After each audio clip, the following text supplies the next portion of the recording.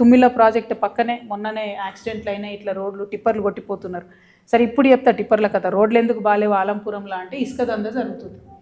అక్కడ ఉన్న వాళ్ళని అడిగినా, మరి మీరు ఊరోళ్ళు అందరు కలిసి ఆపొచ్చు కదా టిప్పర్లు అంటే, ఎక్కడ ఆపుతాము, రేవంత్ రెడ్డి గారు బొమ్మ పెట్టుకున్నారట టిప్పర్లు అన్నిటి మీద, ముఖ్యమంత్రి గారు బొమ్మ పెట్టుకొని బాజాప్తా నడుపుతున్నారని చెప్తున్నారు.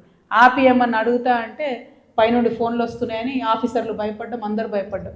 మరి ముఖ్యమంత్రి గారికి ఇది తెలిసి జరుగుతుందా తెలియక జరుగుతుందా నాకు తెలియదు, కానీ గద్వాల జిల్లాలో వందలాది టిప్పర్ల ఇసుక దందా ముఖ్యమంత్రి రేవంత్ రెడ్డి గారి పేరు మీద జరుగుతుంది. దానికి ఆయనకు సంబంధం లేకపోతే ఆయన ఆపాలే. ఎందుకోసం అంటే ఆలంపూర్లో ఉన్న రోడ్లన్నీ నాశనం అయిపోయినాయి, మొత్తం కంకర తేలి ఉన్నాయి అన్ని రోడ్లు కూడా. చిన్నపిల్లలు బడికి పోలేని పరిస్థితి, ఆడపిల్లలు ఒంటరిగా నడిచి వెళ్ళలేని పరిస్థితి, చాలా అధ్వానంగా ఉంది. ముఖ్యమంత్రి గారు దృష్టి పెట్టాలని చెప్పి నేను డిమాండ్ చేస్తూ ఉన్నాను. తుమ్మిళ్ళ ప్రాజెక్ట్ పక్కనే మొన్ననే యాక్సిడెంట్లు అయినాయి, ఇట్లా రోడ్లు టిప్పర్లు కొట్టిపోతున్నారు. సరే ఇప్పుడు చెప్తా టిప్పర్ల కథ. రోడ్లు ఎందుకు బాలేవు ఆలంపురంలో అంటే ఇసుక దందా జరుగుతుంది. అక్కడ ఉన్న వాళ్ళని అడిగినా, మరి మీరు ఊరోళ్ళు అందరు కలిసి ఆపొచ్చు కదా టిప్పర్లు అంటే, ఎక్కడ ఆపుతాము, రేవంత్ రెడ్డి గారు బొమ్మ పెట్టుకున్నారట టిప్పర్లు అన్నిటి మీద, ముఖ్యమంత్రి గారు బొమ్మ పెట్టుకొని బాజాప్తా నడుపుతున్నారని చెప్తున్నారు. ఆపి ఏమన్నా అడుగుతా అంటే పైనుండి ఫోన్లు వస్తున్నాయని ఆఫీసర్లు భయపడ్డం, అందరు భయపడ్డం.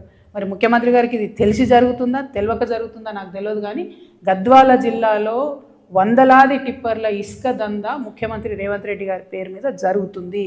దానికి ఆయనకు సంబంధం లేకపోతే ఆయన ఆపాలే. ఎందుకోసం అంటే ఆలంపూర్లో ఉన్న రోడ్లన్నీ నాశనం అయిపోయినాయి, మొత్తం కంకర తేలి ఉన్నాయి అన్ని రోడ్లు కూడా. చిన్నపిల్లలు బడికి పోలేని పరిస్థితి, ఆడపిల్లలు ఒంటరిగా నడిచి వెళ్ళలేని పరిస్థితి, చాలా అధ్వానంగా ఉంది. ముఖ్యమంత్రి గారు దృష్టి పెట్టాలని చెప్పి నేను డిమాండ్ చేస్తూ ఉన్నాను.